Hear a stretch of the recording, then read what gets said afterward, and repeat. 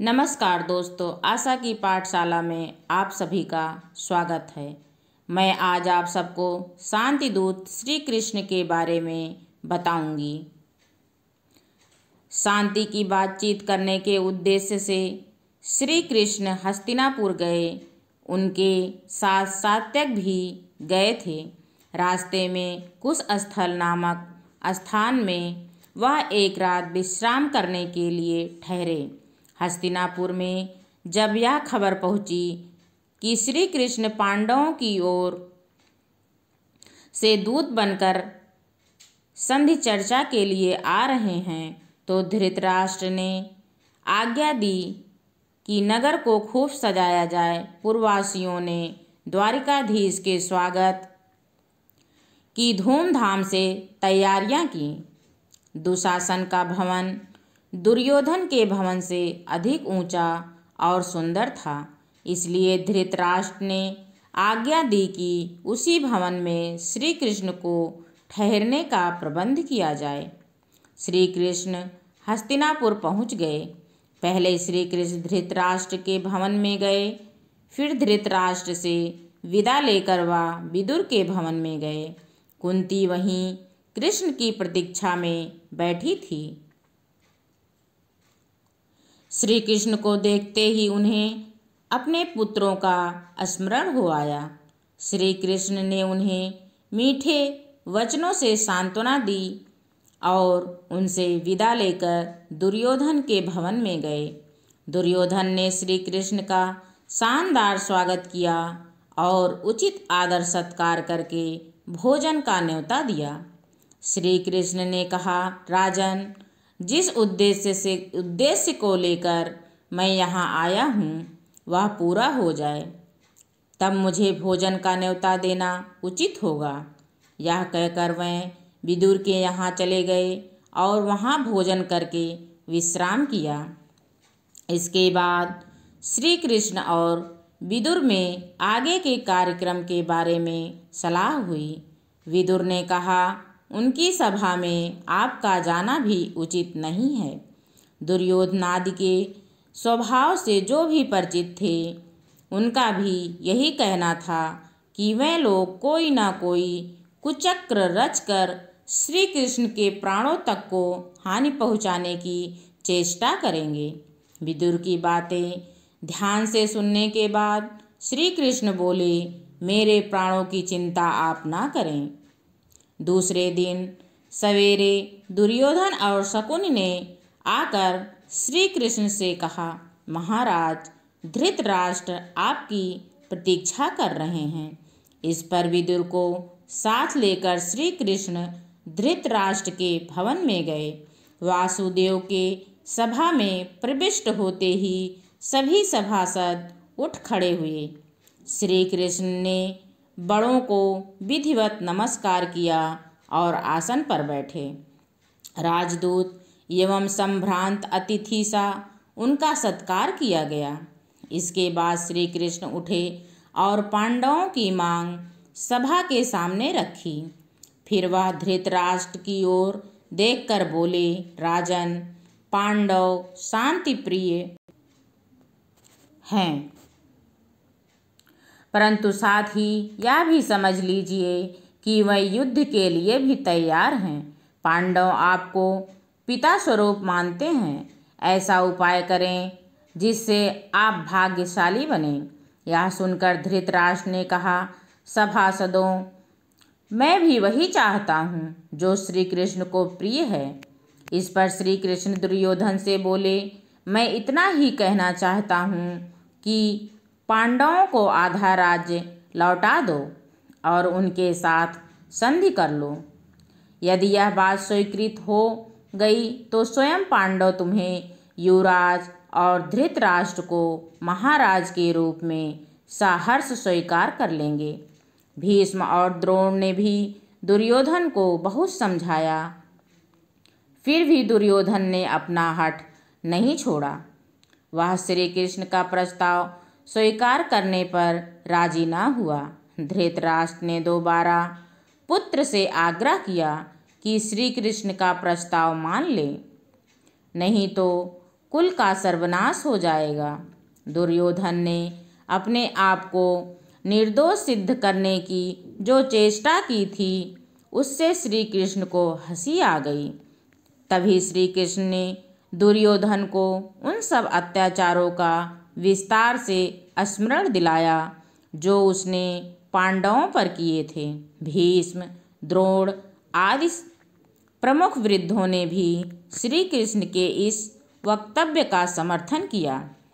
यह देखकर दुशासन क्रुद्ध हो उठा और दुर्योधन से बोला, भाई, मालूम होता है ये लोग आपको कैद करके कहीं पांडवों के हवाले ना कर दें, इसलिए चलिए यहाँ से निकल चलें। इस पर दुर्योधन उठा और अपने भाइयों के साथ सभा से बाहर चला गया। इसी बीच धृतराष्ट्र ने विदुर से कहा, तुम जरा गांधारी को सभा में ले आओ। उसकी समझ बहुत स्पष्ट है और वह दूर की सोच सकती है।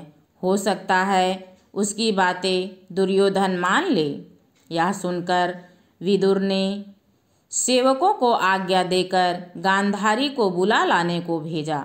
गांधारी भी सभा में आई और धृतराष्ट्र ने दुर्योधन को भी सभा में फिर से बुलाया। दुर्योधन सभा में लौट आया। क्रोध के कारण उसकी आंखें लाल हो रही थी।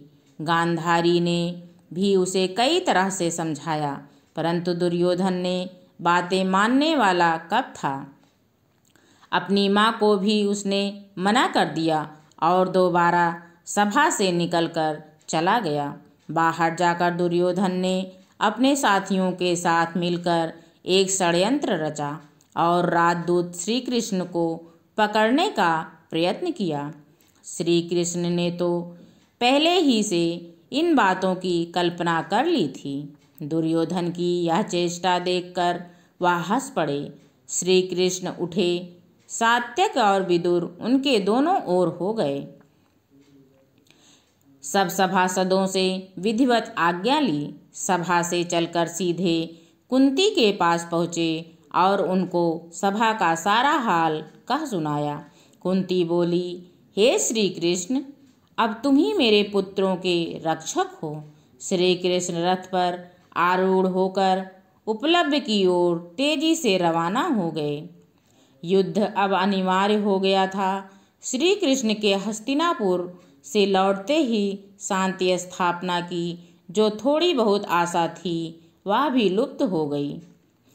कुंती को जब पता चला कि कुलनाशी युद्ध छिड़ेगा